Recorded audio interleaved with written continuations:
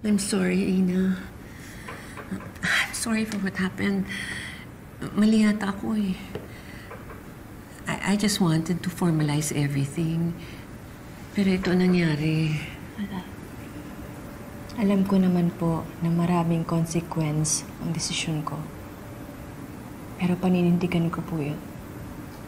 Para po sa inyo at para sa kumpanya. Para na rin po kay Lola Rosario at sa daddy ko. Pasasalamat ko na rin po sa lahat ng ginawa niyo para sa akin, para sa kapatid ko. Ina, hindi ito tungkol sa utang na loob.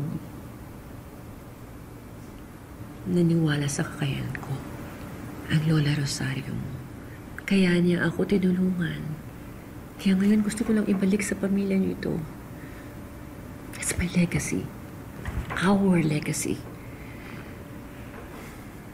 Ina, akuin mo itong kumpanya na parang iyo.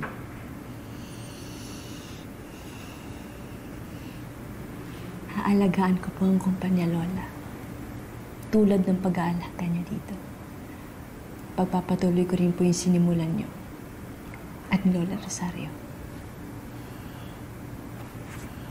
Thank you, Ina.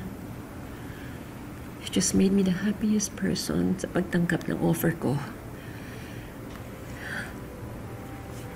Don't worry.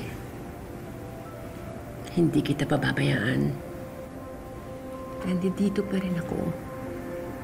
I will guide you every step of the way. Salamat po, Lola.